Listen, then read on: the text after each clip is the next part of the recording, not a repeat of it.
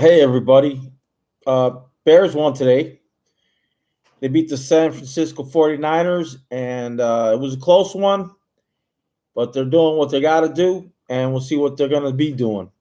They want to go. They got to, they got to beat the Minnesota Vikings next week, so they can get a bye week for when they get into the playoffs. But this is a Cub channel, and I'm here to talk baseball. And there's nothing better than talking baseball in the middle of December. And the biggest things that have happened in the last week, I'd have to say, was Andrew Jones. Was that his name? Not Andrew Jones. Forgot his last. I hate when I have a brain fart. Andrew Miller. He signed. He was with the Cleveland Indians. We faced him in the World Series. The guy was a beast. He signed with the St. Louis Cardinals. That makes the St. Louis Cardinals a little bit more formidable, considering they haven't really been much in the last 3 years. That goes on with the acquisition of Paul Goldschmidt, who they got about 2 weeks ago. So I'll be honest with you, the National League Central just got a little bit more competitive, and LA they cleared some payroll. They sent Matt Kemp and Yasiel Puig to Cincinnati, and Cincinnati sent them some players. But the big deal is that it looks like the Dodgers are going to be making a play for Bryce Harper, and this Bryce Harper is starting to become more poignant in all this talk of who's going to get in the Bryce Harper sweepstakes. But today a news blurb came out that Theo told Boris, "Don't pull the trigger so fast. Cubs are going to see what they can do about clearing payroll." As you know, Bryce Harper would probably prefer to play with the Chicago Cubs, but it's a lot of money, and we have a lot of other responsibilities on the Cubs as far as, maybe 2 years down the road, retaining Javier Baez, retaining Chris Bryant. But the Cubs are going to make some money. They're going to be with their TV deal. They might have overextended themselves, but we'll see what happens. And I'm not a fan of Bryce Harper coming to the Cubs, but like I said, if he comes to the Cubs, I am not going to hate on the guy. I'm going to appreciate him. I like to call him Bryce Hypester. I think it's a lot of hype.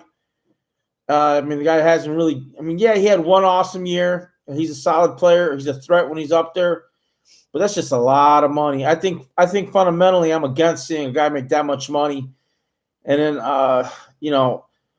see, we had such a disappointing last year. And now that the power shifting in the National League Central – we can't afford not to make a move. You got to look at your competitors directly affecting you. Would say the Cardinals and the Brewers. It looks like they're gonna vie for our spot. They're gonna be there. They're gonna battle us all the way. And for a while there, you didn't even think of the Reds as being anything. But I'll tell you something right now: if they can up their pitching, the Cincinnati Reds will be a more dangerous team than they were last year. They were pretty good last year. They were kicking some ass. They were catching people who thought that they were facing the same old Reds, and they came out of nowhere and they knocked some heads around. So it's going to be pretty interesting to see how that team comes together and how formidable they'll be with those new acquisitions. But I'll tell you something right now. The Cincinnati Reds have a vastly improved lineup. They have some power in that lineup now.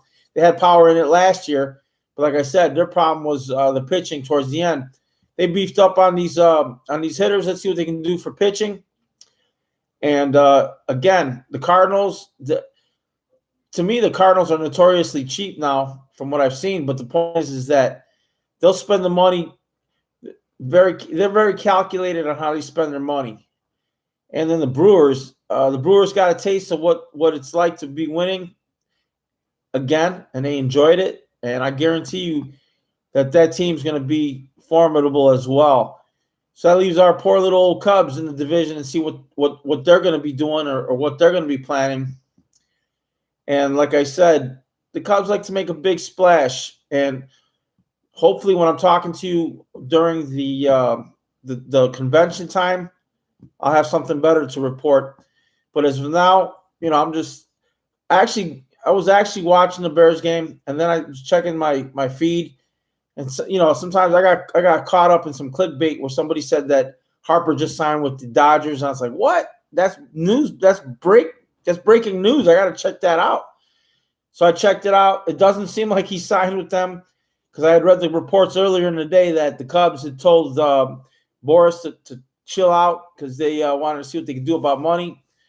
So I think that's all in flux. I think that we'll find something out. If things are starting to heat up, maybe we could possibly find something out by the end of right after Christmas, and right before the New Year, or right after the New Year. I could see about a week and a half after the New Year's. I could see some movement, and that's just me as a fan from what I've been gauging off sports radio, off what I've been reading.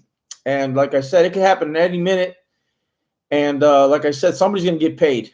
But the good thing that we have going for us is that Chris Bryant and Bryce Harper are really good friends. And I think that Bryce Harper would really like to see that happen. I think that he feels that he would be a power component added to the Cubs, making this a high-level team, which it can be and will be. Even without Bryce Harper, we're still going to be formidable. But the thing is that are we going to be as good as we were last year? And the thing is that you got to always be able to improve, and you always got to be able to compete. But again, I have faith in Theo, and I think that he can get things done. And all we got to do is wait and see. And like I said, I just wanted to do a little quick video, give everybody give everybody some information about what's been going on. I'm sure you already know what's going on, but sometimes it's cool. It's good to chew the fat with fellow Cub fans. So I'll see you guys out in the bleachers, and I'll see you all around Wrigley Field when the summer breaks, and we'll have a good old time at the ballpark. So I'm going to sign out, and like I said, like the video, subscribe, and check out my blog, and we'll take it from there, guys. Thanks. Bye.